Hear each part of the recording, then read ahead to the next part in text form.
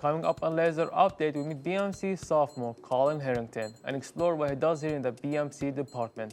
Then we find out what the Alumni Art Panel is all about in the next 20 minutes.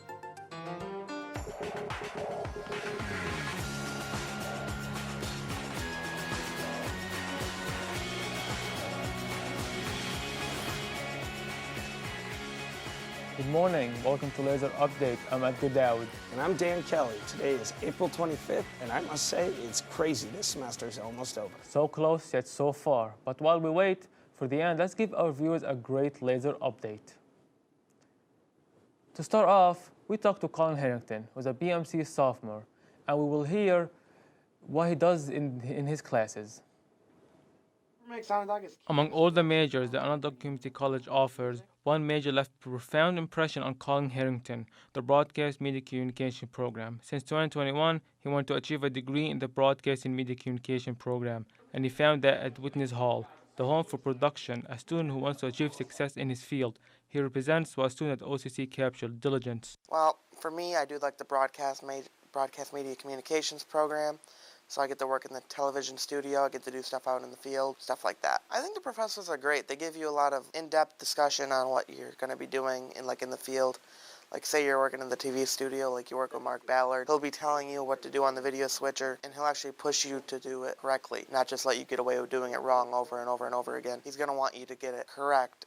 Maybe not perfect, but correct, so you learn from your mistakes. Versatility of the Broadcast Media Communication program can be seen through Colin's passion, screenwriting. His dedication to his classes is one example of how Colin's passion and hard work are qualities that OCC looks for in its students. I use the video switcher, the audio board, the Chiron machine, the cameras down in the studio, the cameras in the field, all that stuff. At the end of the day, Colin's diligence teaches us that being laser focused on your goal and utilizing the resources available around you are the building blocks to success.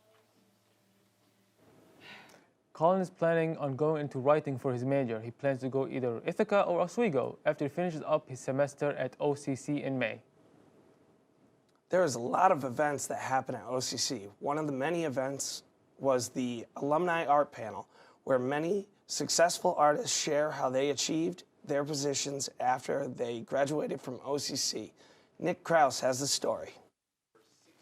OCC has hosted an art alumni panel where local artists and OCC alumni share how they have achieved success in the art community after they graduated from OCC's art program, made all possible by Kelly Unz. It's kind of geared towards art students, so what we're doing is bringing in former alumni from the art program here at OCC. They're going to come in and talk about what their experience was like here at OCC in the art program and kind of how it led to their success now in their positions or titles, whatever they give themselves, just in their profession within the art industry. So we have an illustrator coming in, we have a muralist coming in, and we're going to be looking at somebody that does a little bit of films and graphics. We're trying to bring them in right now, just to talk to students, because the art industry itself can be very broad and very scary. So students that are in the art program now, they're not really sure how to navigate to get to maybe where they want to be. So aside from art education, there's a bunch of different avenues that art students can take, and bringing these panelists in to talk about how they got to where they are now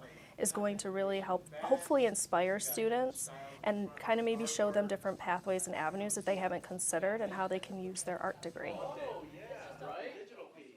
So I am a freelance videographer, producer, editor, photographer, and I do some graphic design art in the sense of flyers and save the dates for wedding clients and things like that. My time at OCC, I think, was fast. One, it was a fast 2 years of learning. You know, in my same field of media, depending on what particular medium you're in, just try to stay patient. I think patient with yourself, patient with the process, and take things a little bit at a time. It is really neat that students can meet people just like them here at OCC and possibly even get some good advice from the alumni themselves. One of our many daily features on Lazer Update is next. That being, did you know we've talked about many departments in our past, and today is no exception. Did you know that the nursing department was recently funded by Majority Leader Chuck Schumer? Today, that's our focus, and Chafee has the story for you. Did you know back in January 5th, 2023, United States Senate Majority Leader Chuck Schumer had announced that $12 million is going to be funded for hospitals and healthcare providers in the area of central New York? That includes OCC, which will receive a $2 million fund to help train the newcomers for healthcare workers ever since the drop since COVID. Over in Ferrante Hall, the old ceramic rooms that was once used for ceramics classes will be revamped into classes with equipment the students need to become our future healthcare workers. Here's to hoping that this grant helps train our next generation of healthcare providers. Now, before we head into break, let's keep you up to the date on everything happening on campus this week. Let's check it out. This Wednesday and Thursday, pre-sale tickets are available at the Atrium in Whitney for a masquerade ball held on Friday the 28th. Tickets are available from noon to 2 in front of the Great Room in Whitney. If you miss out, don't worry. You can still buy tickets at the door for $6. There'll be food, drinks, and more. Don't forget to dress up for the masquerade formal. From May 1st to May 3rd, you will receive an email to your OCC account about how our 2023-24 graduates student government election ballots will be cast electronically.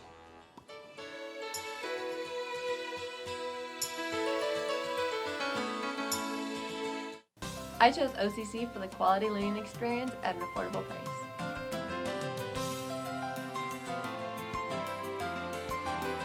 I chose OCC because I can hone my skills in state-of-the-art facilities.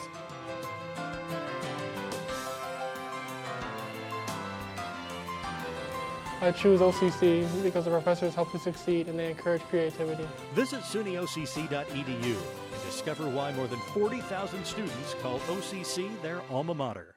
Why did I choose OCC? I chose OCC because it's close to home. Why did I come to OCC? I came to OCC because it was financially affordable for my family. Why did I choose OCC? I chose OCC for the hands-on learning.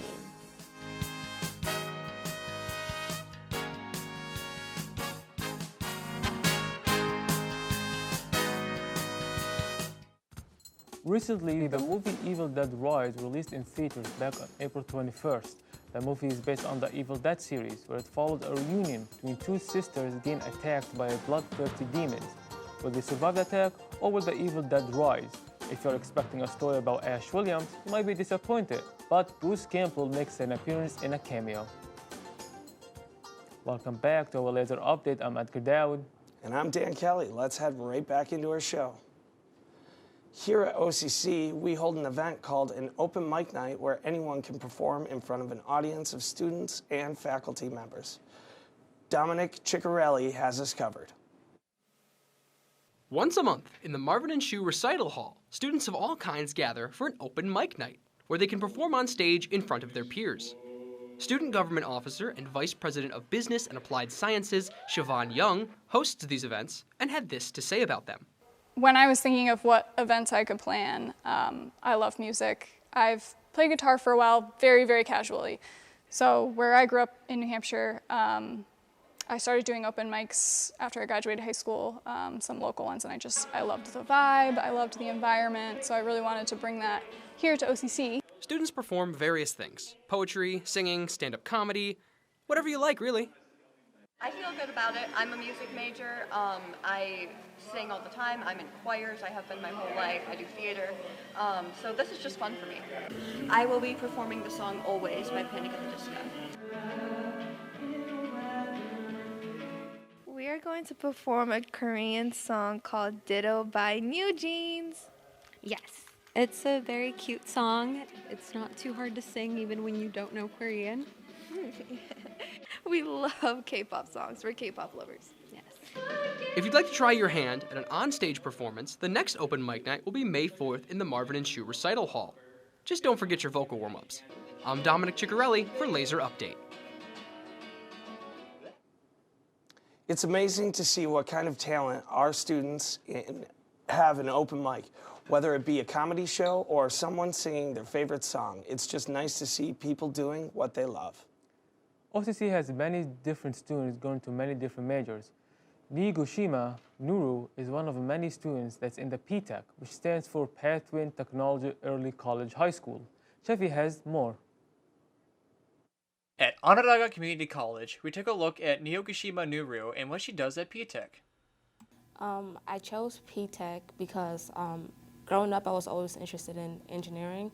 I've taken AutoCAD, which is like where we design parts in this automated computer system. Classes that I've taken solid modeling, where we make a 3D drawing in this computer program called Autodesk Inventor.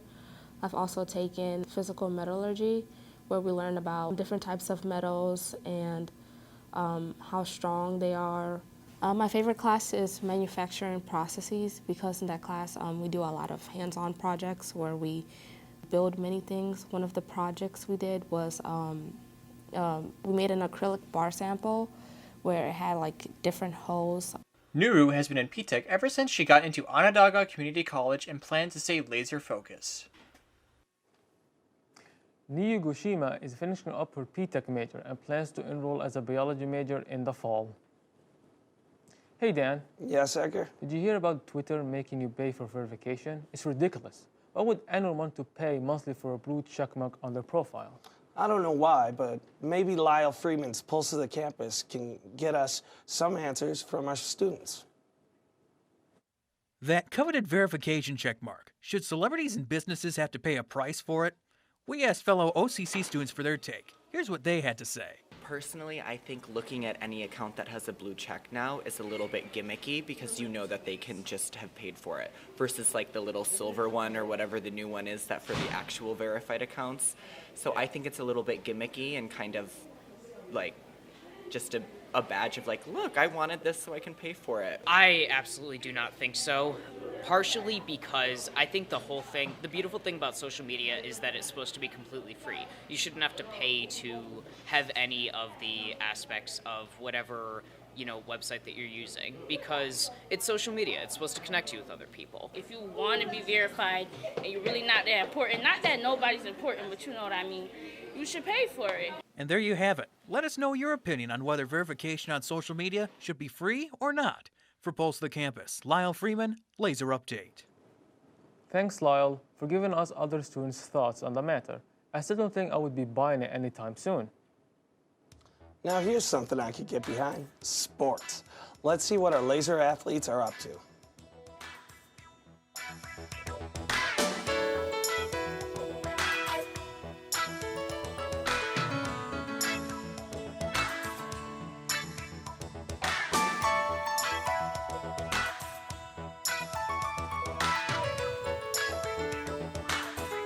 The Coulter Library is your place for entertainment. With over 77,000 books, movies, and CDs, there's always something to do. Your place for research help. Trouble with a project? Ask a librarian. Your place for quiet space. Shh. Our first floor is reserved for quiet work only. Your place for IT help. Visit our help desk on the second floor.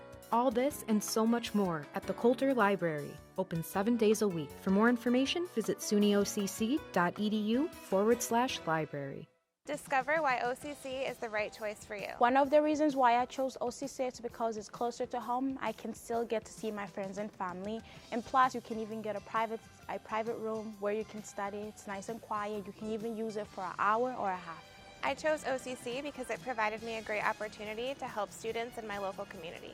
I chose OCC's BMC program because there's a lot of equipment that they have here on campus that is used worldwide.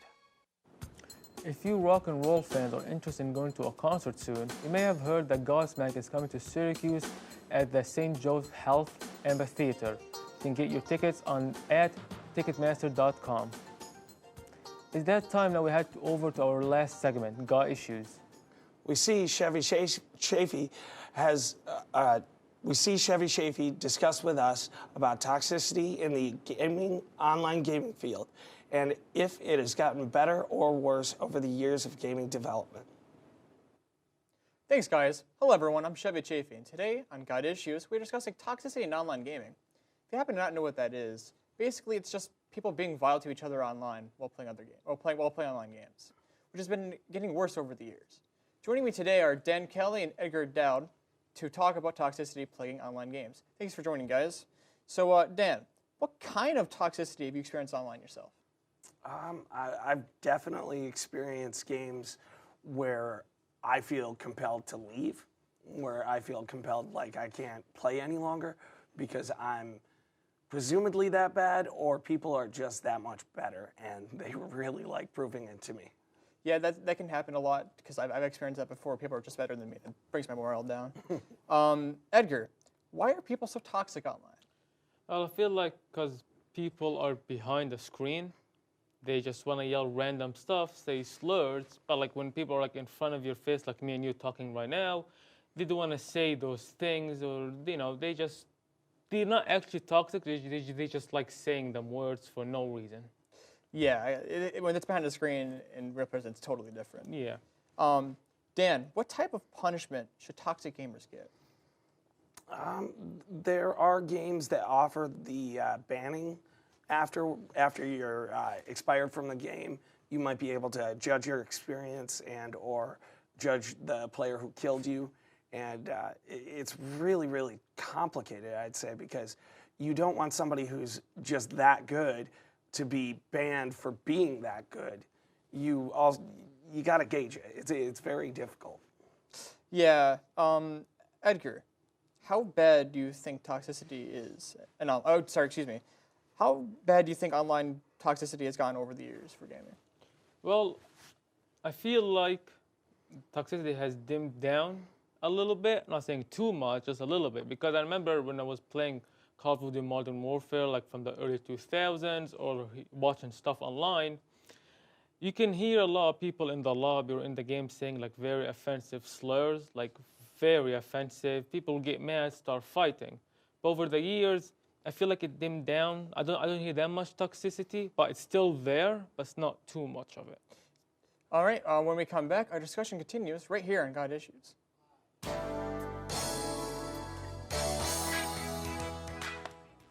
I chose OCC for the quality learning experience at an affordable price.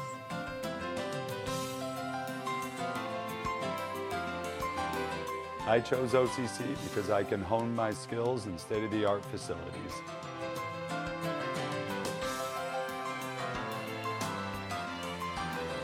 I choose OCC because the professors help you succeed and they encourage creativity. Visit sunyocc.edu and discover why more than 40,000 students call OCC their alma mater.